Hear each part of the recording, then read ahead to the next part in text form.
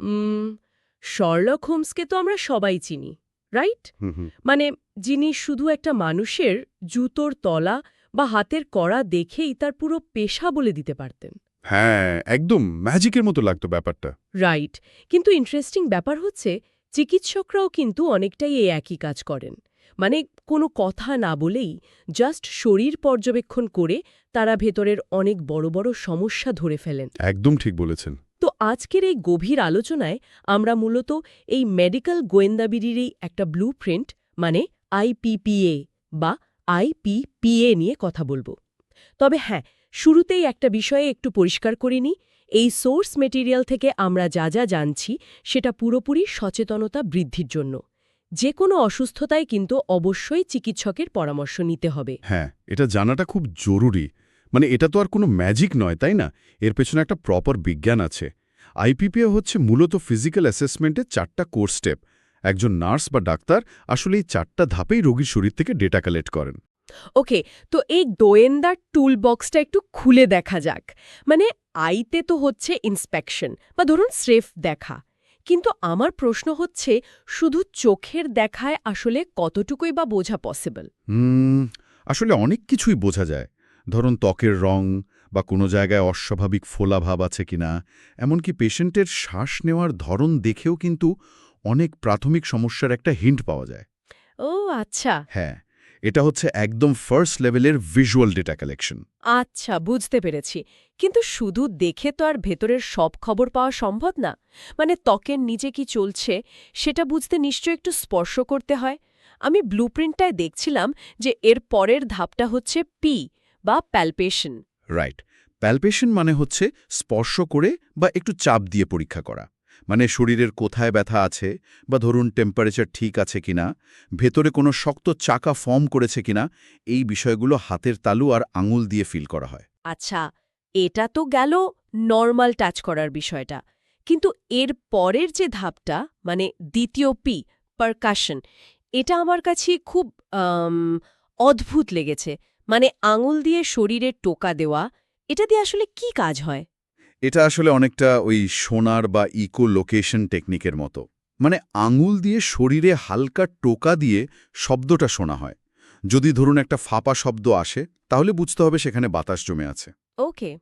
আর শব্দটা যদি একটু ভারী বা ভোঁতা টাইপের হয়, তাহলে বুঝতে হবে সেখানে পানি বা শক্ত কোনো পদার্থ থাকতে পারে। ওয়েট ওয়েট, এটা তো অবিকল ওই তরমুজ কেনার মতো একটা ব্যাপার হয়ে গেল।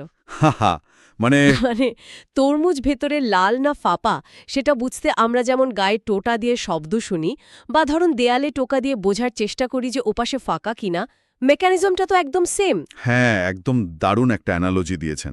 লজিকটা আসলেই তাই। মানে আমাদের শরীরটাও তো বিভিন্ন তরল, কিছু ফাঁপা অঙ্গ আর কঠিন টিস্যু দিয়ে তৈরি। তো এই শব্দ তরঙ্গের মাধ্যমে ভেতরের অবস্থাটা বেশ ভালোভাবেই আঁচ করা যায়। Wow, interesting. আচ্ছা, তাহলে আমরা দেখলাম ছুঁয়ে ফিল করলাম, তারপর টোকাও দিলাম। এরপর বাকি থাকছে অস্কালটেশন। এটা তো নিশ্চয়ই ওই স্টেথোস্কোপ দিয়ে শোনার ব্যাপারটা, তাই না? হ্যাঁ, একদম ঠিক ধরেছেন। হার্ট, ফুসফুস বা ধরুন পেটের ভেতরে শব্দগুলো খুব মনোযোগ দিয়ে শোনার ধাপই হচ্ছে এটা। এই সাউন্ডগুলোই মূলত বলে দেয় যে শরীরের ভেতরের ইঞ্জিনগুলো ঠিকমতো ফাংশন করছে কিনা। তার মানে সিরিয়ালটা তো বেশ সিম্পল। মানে প্রথমে চোখ দিয়ে দেখা, তারপর হাত দিয়ে চাপা, এরপর একটু টোকা দেওয়া, আর একদম শেষে স্টেথোস্কোপ দিয়ে শোনা। কিন্তু আমি সোর্সের একটা জায়গায় এসে খুব কনফিউজড হয়ে গেছি। কোন জায়গাটাতে? এই ব্লুপ্রিন্টে বলা হচ্ছে যে পেটের পরীক্ষার ক্ষেত্রে এই আইপিপিএ এর সিরিয়ালটা নাকি পুরোপুরি উল্টে যায়। মানে শুধু পেট পরীক্ষার সময় এই নিয়মটা ভাঙার আসলে কি দরকার? হ্যাঁ, এখানেই হচ্ছে সবচেয়ে বড় টুইস্ট। পেটের ক্ষেত্রে নিয়মটা হলো আপনাকে আগে দেখতে হবে আর তার ঠিক পরেই স্টেথোস্কোপ দিয়ে শুনতে হবে। মানে ওই যে চাপ দেওয়া বা টোকা দেওয়ার কাজটা সেটা করতে হবে একদম শেষে। কিন্তু কেন? মানে আগে চাপ দিলে বা টোকা দিলে ঠিক কি এমন ক্ষতি হয়ে যাবে? কারণটা আসলে পুরোপুরি মেকানিক্যাল। পেটের ভিতরে নাড়িভুড়িগুলো খুব সেন্সিটিভ হয়। তো আপনি যদি শুরুতেই পেটে চাপ দেন বা টোকা দেন, তাহলে ওই নাড়িভুড়িগুলো নড়ে ওঠে এবং সেখানে নতুন কিছু শব্দের সৃষ্টি হয়। ও আচ্ছা। মানে এরপর যখন আমি স্টেথোস্কোপ দিয়ে শুনতে যাব, তখন তো আমি ওই আর্টিফিশিয়াল বা কৃত্রিম শব্দগুলোই শুনবো, তাই না? পেটের আসল অবস্থার শব্দ তো আর পাবো না। একদম পয়েন্টে হিট করেছেন। আর ঠিক এই কারণে এই ভুল শব্দের উপর ভিত্তি করে যদি রিপোর্ট তৈরি হয় তাহলে তো পুরো মেডিকেল অ্যাসেসমেন্টটাই ভুল হয়ে যাবে। বাপরে, এটা তো সাংঘাতিক ব্যাপার। একদম। নার্সিং শিক্ষায় এই বিষয়টা এত কড়াকড়িভাবে শেখানো হয় কারণ এই সামান্য একটা সিরিয়ালের ভুল অনেক বড় বিপদের কারণ হতে পারে। এটা সত্যি খুব অবাক করার মতো একটা ব্যাপার। সাধারণ মনে হওয়া এই টেকনিকগুলোর পেছনে যে কতটা সূক্ষ্ম বিজ্ঞান কাজ করে তাই ব্লুপ্রিন্টটা না ঘাটলে আসলে বোঝাই যেত না। নার্সদের এই প্রফেশনালিজম আসলেই অনেক প্রশংসনীয়।